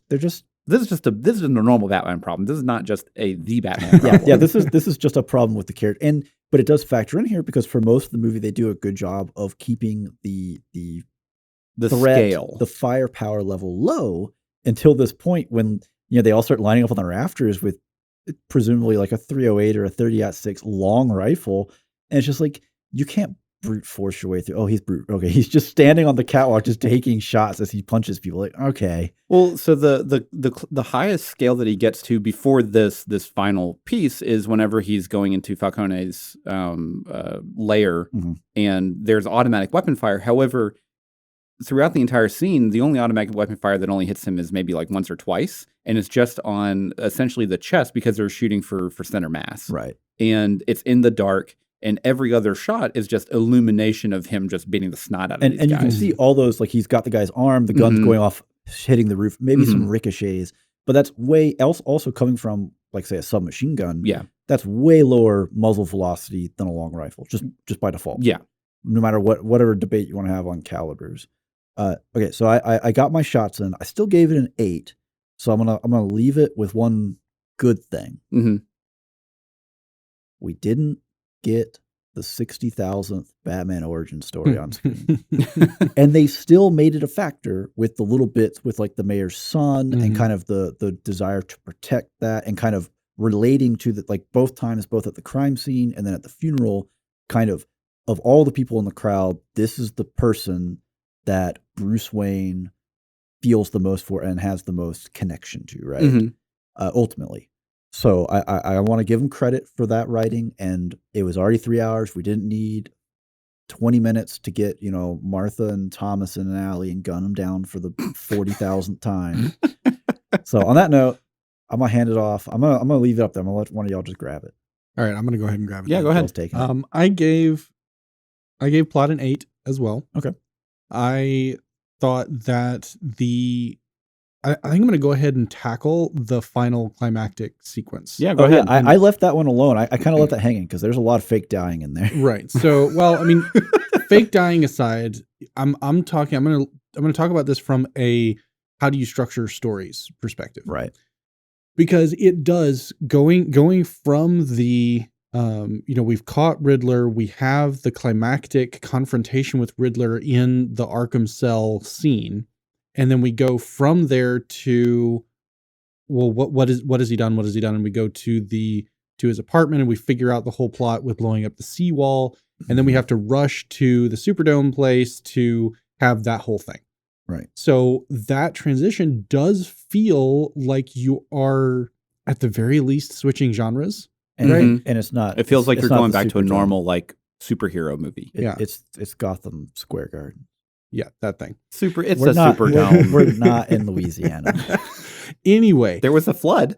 The main We might be in reason, Louisiana. the main reason that I think that ultimately felt jarring was because they closed their brackets on their different plot points in the wrong order.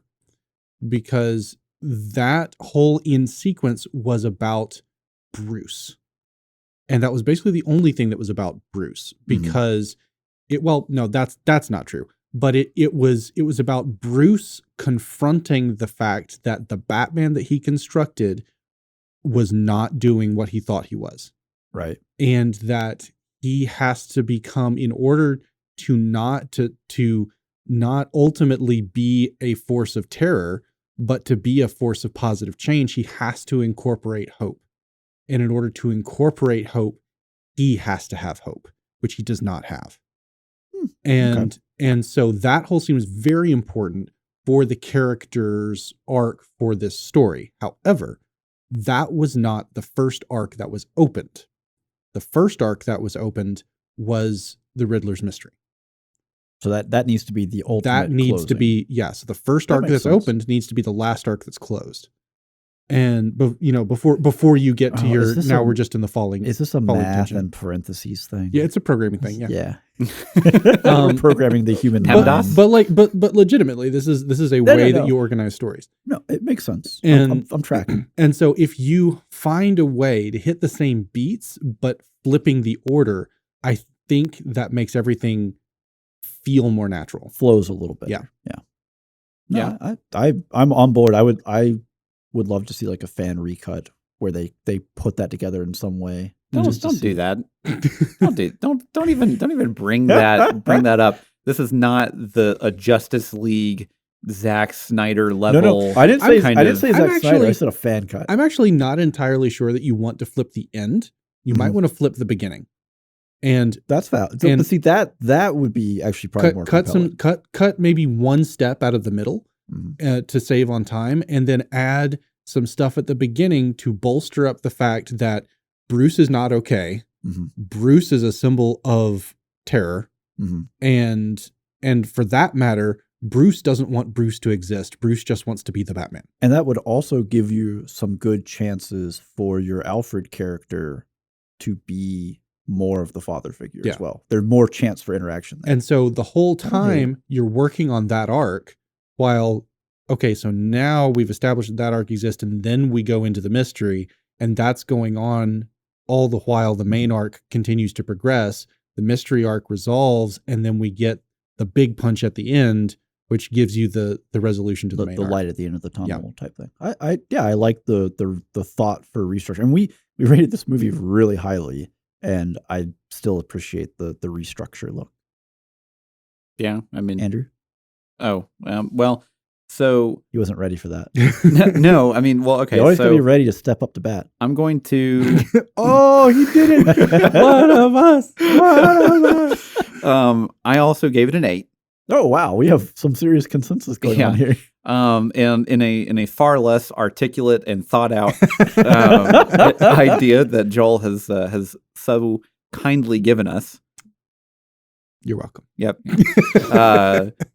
I honestly my first words are it was 30 minutes too long. Mm-hmm. Yep. And I'm totally fine with long films. Like I love Return of the King. I love like we watched The Irishman a little while ago. Some Das Boot on. Yeah, I mean, like I'm totally fine with long films. But it still felt like, and there wasn't really any like lost scenes that felt like you could have just cut it out and you wouldn't have, and you would have. It would have had to have been small gains across exactly. the film. Like you cut like a couple scenes, maybe like a minute shorter, that kind of thing. 30 seconds here. Yeah. And because every scene in the film had meaning and it had a reason to be there. Yeah. And that, like, especially kind of the end for his not redemption, but his kind of eye-opening experience of like, if I need to be the one to be able to beat up the bad guys, I also have to be the one to save people. Yeah, and that's a good juxtaposition from the beginning, where he stops the guys from essentially probably killing the guy in the subway. And he's like, please don't hurt me. Yeah, I know you're kind of saving me, but I still want to get my just stuff kicked in. Just because it's a bigger fish doesn't mean it won't eat you. Exactly. Too. Yeah. And then he goes to saving the mayoral candidate and everyone from under the scaffolding from the stage in the water after he essentially a fake death where I was like, oh, they actually just killed him with the whenever he cuts the electrical line. Yeah, I just chose to ignore that completely because it was dumb. It was of all the things in the end of this movie that's been so great up to this point. We had Batman's been shot by a shotgun.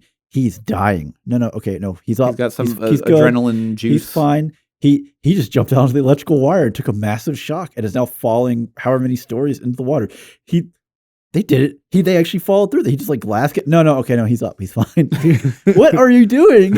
Yeah, like that whole kind of sequence of events just were it definitely felt like a normal superhero film. Yes. Then it did this Batman film that we were watching. Well, also like at some point, I know I get that you just shot yourself up with adrenaline, but what are your bones made out of, dude? You just took a double shotgun blast to the chest/stomach.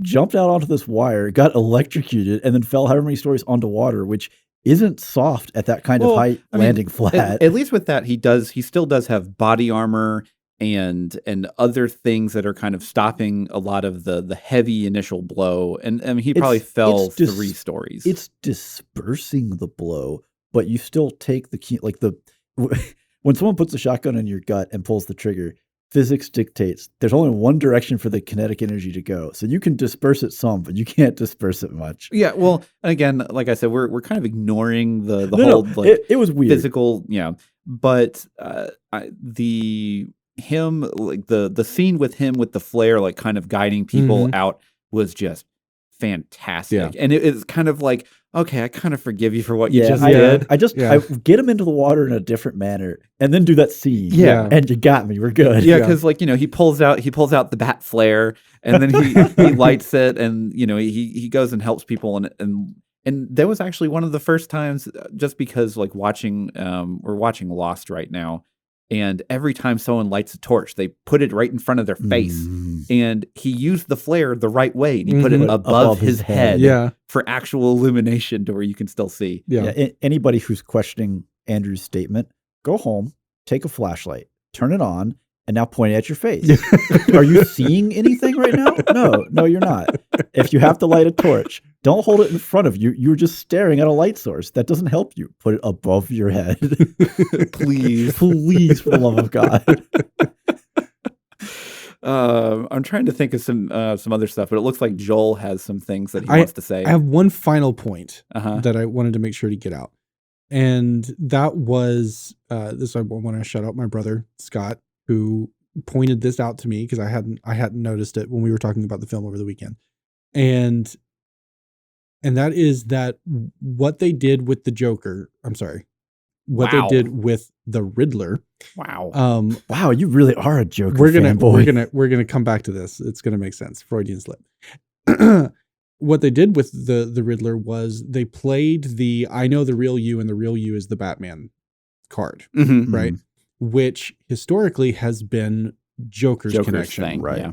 And then at the very end of the film, they teased, hey, we've got a potential Joker for a sequel if you guys want to support the film enough that we can make another one. Which I'm pretty sure you are. I think it made like over almost 250 million opening weekend. It's doing quite well. Yeah. But they already played that card.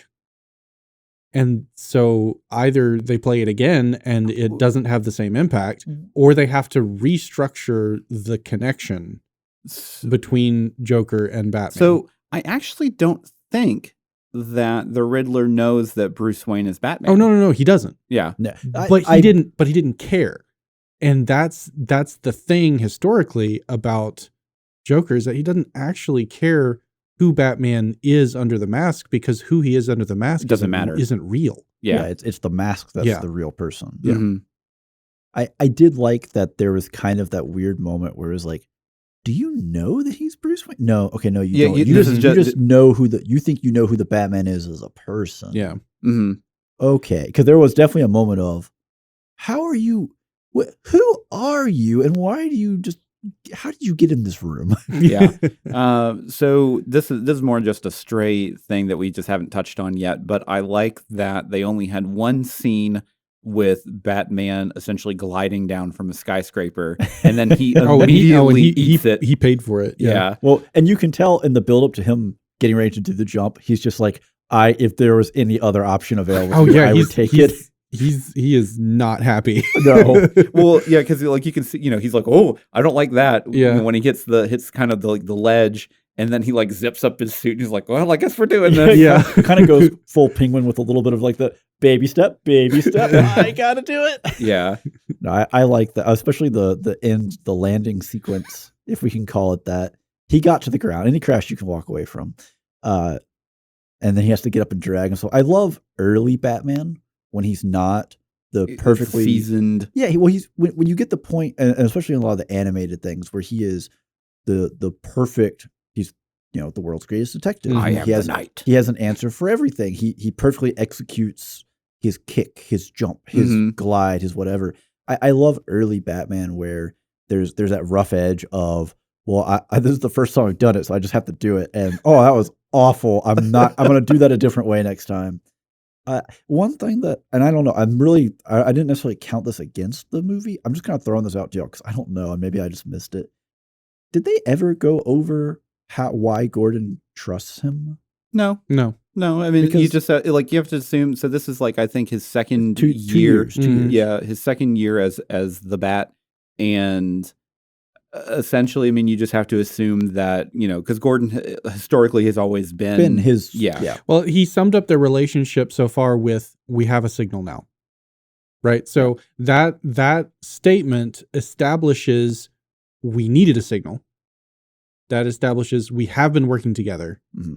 That establishes trust exists. Mm-hmm. So it was it's not important why or it may show up later. Yeah. We may cover that. I was particularly pleased with the question being asked of, well, why did you bring him here? Yeah. Right. And then him being able to give an answer. And that is, well, the killer sent something to him. So that means he's connected. So that means he was addressed specifically. We need to find out why.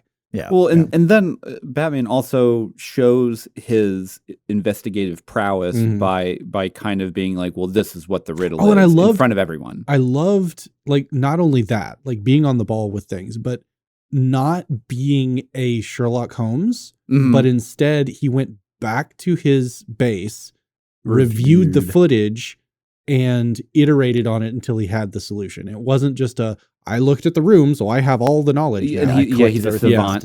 Yeah. Small point, I guess. Small question, because it still plays into the Gordon thing of, you know, post, I'm going to stand next to the dude with the bomb on his neck and get knocked out and get taken back to the precinct. And then no one's going to remove my mask. Well, Because actually, Gordon, like, so there was me or a whatever. little bit there that I was actually thinking might work, and they didn't say this, but they were still sort of actively looking at him sort of medically. They didn't have a medic right there. Yeah. But in the case where someone has a potential neck injury, You don't move them. you don't move them in the first Period. place, but you definitely don't like try to wrestle something off of their head. Yeah, I mean, I am totally on board with the idea of you don't peel something off their head if you think, oh, they've got like a bad neck injury, fractured skull, et cetera, et cetera. You also don't take them back to the precinct and lay them on a table. If you took them anywhere, you took them to the hospital. Yeah. Like, I legitimately expect them to bring him to in the church, because one, you should, if you are unconscious for any kind of large stretch period of time, that is extremely bad sign for you. This whole like, oh, I just hit someone in the back of the head and they're out like a light, like it's an on-off switch, and in 20 minutes they'll be back up and I'll have them where I want them and they'll just be a normal person again, is not true.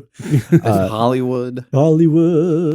But I really expected paved with gold just to wake him up in the church. And then like they did the whole, you know, the light in his eyes, like, okay, cool, they're coming. Oh, we're like, where are we? Yeah. We're just in a room in a really tall skyscraper that the PD works in. That's not necessary. It's Gotham. I mean, it's Gotham. Yeah. But just the whole, like, okay, well, like we can justify it by talking like medical, whatever, but they already violated it. Yeah. Like, unless Gordon just wholesale went to bat, which he was, but like wholesale went to bat for him. Also, I really love the whole, like, look, 2 minutes with them, we're going to talk. What? You went to bat for him. Yeah, I know. I'm getting that. but like, we're 2 minutes, me and him, we're going to talk. And like leans in and is like, just hit me in the face. Yeah. And then he hits him. And later she's like, you know, you could have pulled that punch. I did. Yeah. Yeah. So I think we've beaten the plot to death, unless Andrew had something. With a bat. I pretty much, and if we cover anything else, it'll be in entertainment. That is where we are headed now. So our final score, obviously pre-spoilers, we listed it as a separate metric. So this is kind of a way of looking away from the technical prowess or the four main pieces we're really looking at, and just, hey, were we entertained? Will we want to watch it again? Will we recommend you go watch it, whether or not, because there could, Joel kind of alluded to this early on, odds are the potential is there's a movie that is not technically great, but is just hilarious, turn your brain off, have fun, whatever. And we want to promote that, or at least promote it in those terms. Oddly enough, this one is maybe a little less entertaining than technically Sal, which I think is an aberration, but whatever. Not necessarily. Let's dive into some individual scores and find out why. Andrew? I gave Entertainment an 8. That's Okay. why. Found it. I found it. Am I the greatest detective? Well, so honestly, the biggest reason why I gave Entertainment an 8 was because I'll definitely rewatch this film at some point, but it is such a dark and gritty film that it's hard for me to, you know, hang out on a Sunday and be like, oh, let's watch The Batman. Yeah. Because like that's a film where, you know, it's a Friday night and you guys are coming over to watch The Batman. Right. Like, not, it's the event. It's not something you throw on the background. exactly. Yeah. It's not like you're, you know, like, yeah, I mean, you're not going to just, you know, be like, oh, we're all just hanging out, let's do something, let's just go watch The Batman, guys. Let's just play a game and put it on the background. Yeah. And because it's overly long, close to 3 hours, it does hinder the barrier of entry to rewatch it. Okay. Not because like, and it's kind of weird because like entertainment value is I look at my rewatch value is generally how I kind of use this, and I would absolutely watch it again, but because it's a 3-hour film that's already kind of like, ooh, I don't know, do I really want to sit down for a 3-hour film right now? And then 2, it's a film that it's a make a date to watch it, not let's just throw it on. Right. So that's mine. Okay. Well, I'm going to jump in, and I gave it a 9. And I'm actually starting to question if all my value in this movie isn't just because it's just the same person who did the cinematography for Dune as well. Maybe do I need to look this guy up and figure out what else he's done? Because the movie was a little long. Yeah. I think we've covered that pretty well. But as from a not just a rewatch perspective, but just from I'm in the theater and there is a point where there's a slight lull, and I'm just like, holy crap, we're still going, and like we haven't even caught the Riddler yet. Oh man. From that perspective, like it's a little long. It makes it a little hard to suspend the disbelief throughout and to really keep you locked in to it for the whole time. I think the other saddest piece for me maybe is we just didn't get enough Bruce Wayne. You really kind of almost need both sides of the coin to sell it. I kind of disagree, just because this specific Bruce Wayne is not really about Bruce Wayne at all. Yeah. Well, see, you can disagree all you want, but it's my entertainment score. Yeah, that's so fine. For That's my fair. entertainment, You can be wrong. I need, or I'm really looking for the dichotomy of the two characters as one, and we don't get that because we're in obsessive phase. So it's not huge knocks. I really enjoyed the film. I give it a 9. I really enjoyed the film, and you'd watch it again. And I would absolutely watch it again. Maybe not this week, but give it a little bit, and then I'll go see it again. When it comes out on HBO or where it can be even darker and grittier. And where my TV can be improperly calibrated and be like, I thought I could see stuff in this scene. Joel? Well, I also gave it a 9. Yes, so that is where. Yep. No. As soon as you said, "Oh, I gave it an 8," well, we both knew. But I, back to the point of there not really being a whole lot of Bruce Wayne in the film, and I from my perspective, Bruce Wayne was kind of the character that existed in the film that the film was actually about that didn't appear on screen. Right. Because we get basically 2 scenes with Bruce in it, and he's wearing the mask in one of them. Right, because it's the scene where he's with Alfred in the hospital, and it's the scene at the very end where he realizes what he can do if he becomes a symbol of hope. Right. And in those 2 scenes are the only scenes that Bruce shows up, because the rest of the time he's still Batman. Even when he's like at the funeral, he's totally Batman. He's Batman the entire time. And he is not Bruce. They even give it away because they talk about, oh well, I haven't been able to find the DA Coulson, and like he's eavesdropping on that conversation. Like the detective mode is full engaged in that moment for sure. So I would say I really enjoyed the token non-inclusion of Bruce in the film, because it was kind of a teasing out and developing of Bruce as the character, with the hope of greater inclusion moving forward with more projects, assuming that they occur. I kind of don't want them to make any more though. Just because like this isn't like Dune where we don't have a complete story, where this is, I worry, this kind of happens with all sequels though, is that you worry that they're going to just ruin everything that made the first one good. Yeah, that's always a risk, but that is the risk you have to take in order to get more of the thing that you love. Money? Yeah. Well, were you talking about that is the risk the studio is going to take to get more of the thing they love. But I mean, that's the thing though, is like, I want to see more Robert Pattinson as Batman. Yeah. But then at the same time, I kind of don't. You have to let them take the risk of making a bad movie to get it. And this is always kind of the pratfall of sequels, is most of the time you're probably not going to have the same team that worked on the first one. Yeah. Or you're going to be missing key elements. They're going to have gone on to other projects. They're not going to get Greg Fraser as the cinematographer, and it's not going to have the same mood and the same vibe. But anyway, so the reason I didn't give it a 10 was because even though I loved the direction that they took the main character and the whole mood of the film that just seeped through everything, I felt like it was such a attempted grounding of the source material in realism that it starkly brought into focus the unrealistic nature of the premise of the character. And so I mean, Batman's a kind of ridiculous character. And so while if you take all of the bat motif out of it Mhm. and just say, this is Blake Weinstein. And he lost his parents at an early age, and he is a billionaire, and he built a battle suit, and he is obsessed with his own version of vigilante justice, and he goes out and beats up people at night.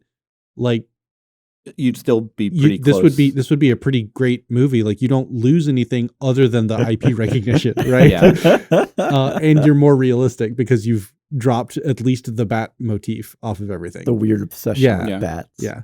So I will add, because I whenever I was talking about entertainment, I just kind of talked about stuff that I didn't like. The one thing that I really loved, and I should have touched on this with Spectacle, but the use of depth of field to obfuscate what was actually happening on screen. So especially whenever he is in the DA's car, and or the Riddler's in the DA's car, and he, basically guy gets in, and then they they go front focus to where you can't see anything that's happening, and all that. Like in any other film, especially like an MCU film, they would have it would have been the initial where he like startles him that, hey, there's someone else in this car and he has a gun to my head kind of thing, and then they would have cut, and then it would have been another scene. Where they deliberately sat there while you know that he's putting something on him, but you're not really sure what it is. It's flashing. Yep, that's bad. but you still, and then you don't even get to know until like maybe another 5-6 minutes later. Oh, it's a whole funeral scene later. Yeah. It's a chunk, and it is like, and they do that over and over and over again throughout the film, and it is just so fantastic. And I just love it. It is kind of probably one of the sources of, like you said, in the MCU, you would have this moment of, oh, like there's a struggle in the car, and then it would cut to, just the other characters walking in the park having a good day because they want to have that contrast. You need to have that relief of tension. Yeah. Whereas this, you sat in that car with a DA who is on drugs, alcohol, whatever else, who is having this thing happen to him, and you are just kind of like the DA. Your vision is blurred out. You don't get to know what's going on, and you just kind of sit in the car with them for a couple of minutes. It's like, this is really uncomfortable. Yep. And that is a contributor to the runtime, right? Yeah. But that is a worthy contributor to the runtime. Yeah. I will take that experience in small doses across other movies more so than the flip side. Yeah. All the time. Well, and we talked about this on our Arcane episode where whenever there's like these really high emotion scenes where like, oh, this actually makes me feel uncomfortable, that is, you want that to happen. This child will not stop crying. Yeah. And it's like any of the scenes with the Riddler are just so unnerving and terrifying. Yeah. Because one, you know that like people like this exist and have existed throughout history, but like even then, just the realism of it, especially for a PG-13 movie, like it's pretty terrifying. Yeah. Yeah, I hope that the studios pay for Dono's therapy bills, because he had some menace and he had some, oh boy. I mean, he's such a good actor. If you've never seen There Will Be Blood, go watch it. It's a fantastic Daniel Day-Lewis film, but you should see it just on the strength of that film, in general. But that does sound like all the time we have for this episode. So until next time, I'm Steven. I'm Andrew. And I'm Joel. And every spoiler was intended.